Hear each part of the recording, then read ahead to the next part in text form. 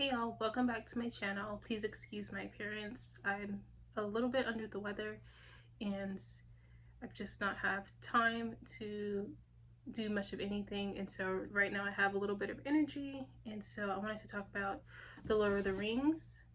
I did buy the books, the 3-book set. I'm not really interested in reading The Hobbit.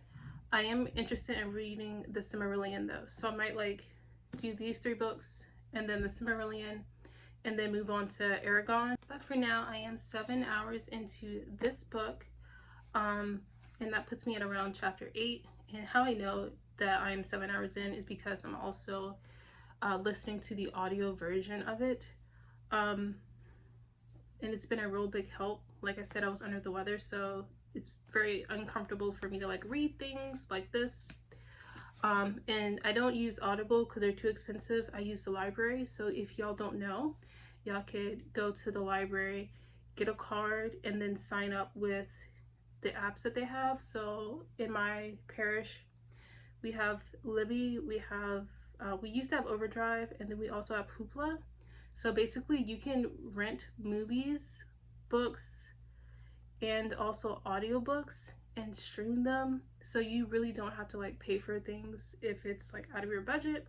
So yeah, I am also listening to the audiobook, and the guy who's narrating that one is like really good at doing the voices. Like I'm at the point where they commune with Tom Bombadil, and so I could see the difference between Tom Bombadil in the books and in the show Rings of Power. In the books he's really animated, which is ironic because you would think the live action would be really animated, but like he's like a really charismatic, joyful, singing all the time character. Like his singing in real life would probably grate my nerves, but yeah, he's different than the show. Not that I think the show one is bad, it is just different though. That is something to note. In an effort to keep this video short, so I can go to bed and everything, I just wanted to talk about the hobbits in the show. And yes, they are hobbits. I thought that I would have to do like a lot of digging to see what people are talking about, that Harfoots are hobbits and then Stores are hobbits. And technically Amazon is not supposed to use hobbits in the show, but I think it's just they can't use the word hobbit. I thought I would have to do like a lot of digging. I never expected to like come upon that in the first chapter, I think, of reading the books. So let me see. Oh no, it's actually in the prologue. So I have it right here. If you have this book, or if you get this book, it's going to be on page 4 of that prologue right there. And see, I've annotated it. I've got, it's mirrored, sorry, 3 breeds of hobbits, and it details those breeds. So I will just read a little bit of it. It says, before the crossing of the mountains, the hobbits had already become divided into 3 somewhat different breeds: Harfoots, Stores, and Fallowhides. So yeah, so the Stores you see in the Rings of Power and the Harfoots you see in the Rings of Power, those are all hobbits. So whatever. Says then, the Harfoots were browner of skin, smaller and shorter, and they were beardless and bootless. Their hands and feet were neat and nimble, and they preferred highlands and hillsides. The Stores were broader, heavier in build, their feet and hands were larger, and they preferred flat lands and riversides. The Fallowhides were fairer of skin and also of hair, and they were taller and slimmer than the others. They were lovers of trees and of woodlands. So those are very specific attributes, and you can see it says all of that in this section. It details the three types of hobbits and their attributes in like that one little section. So it's not like someone had to like do a ton of research to get it right, you know, I don't know. So I'll read this section about the Harfoots. It's in the very next paragraph. The Harfoots had much to do with dwarves in ancient times and long lived in the foothills of the mountains. They moved while the others were still in wilder land. They were the most normal and representative variety of hobbit, and far the most numerous. They were the most inclined to settle in one place, and longest preserved their ancestral habit of living in tunnels and holes. So yeah, the show definitely depicts Harfoots as nomadic.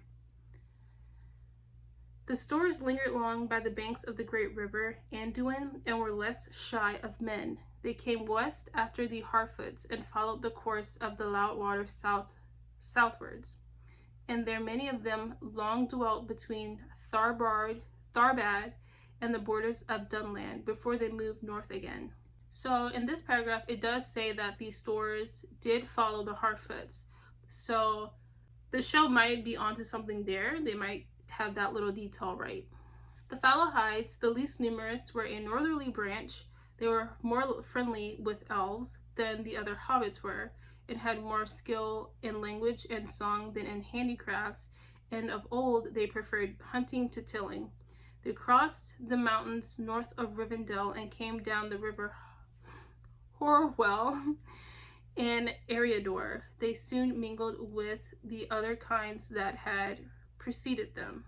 But being somewhat bolder and more adventurous, they were often found as leaders or chieftains among clans of Harfoots or Stores.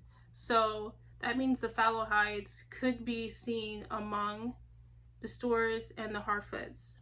So if the show were to put like a Fallowhide in with the Harfoots and in with the Stores, that wouldn't technically be out of place. Even in Bilbo's time, the strong Fallowhidish strain could still be noted among the greater families, such as the Tooks and the Masters of Buckland. So I'm going to take that sentence as meaning that Bilbo and thus Frodo are Fallowhides, but correct me if I'm wrong. A little later in on the next page here, a few paragraphs down, it says, about this time legend among the hobbits first becomes history with a reckoning of years, for it was in the 1601st year of the Third Age. I think the show is in the Second Age, not sure. Third Age, that the Fallowhide brothers, Marcho and Blanco, it could be Marco, and Blanco set out from Bree, and having obtained permission from the High King at Fornost, they crossed the Brown River Baronduin with a great following of hobbits. They passed over the bridge of stone bows that had been built in the days of the power of the North Kingdom, and they took all the land beyond to dwell in, between the river and the far downs. All that was demanded of them was that they should keep the great bridge in repair, and all other bridges and roads, speed the king's messengers, and acknowledge his lordship. Thus began the Shire reckoning, for the year of the crossing of the Brandywine, as the hobbits turned the name, became year 1 of the Shire, and all later dates were reckoned from it.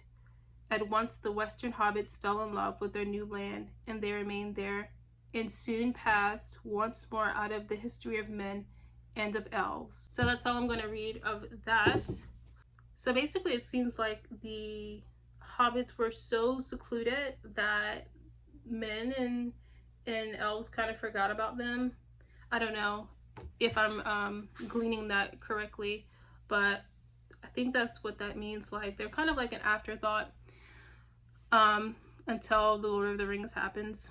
So that's very interesting. So yeah, if you don't like reading, I would encourage you to just get the audiobook, and I would definitely encourage you to get it from your library, so that way you can get like mini audiobooks if you want and not have to pay prices that are astronomical.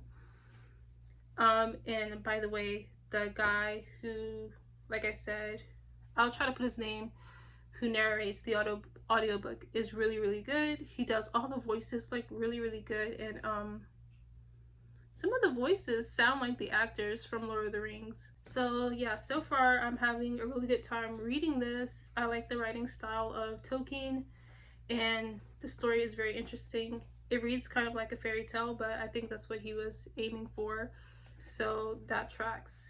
So yeah, comment below if you have any questions, or if you have a comment on the book.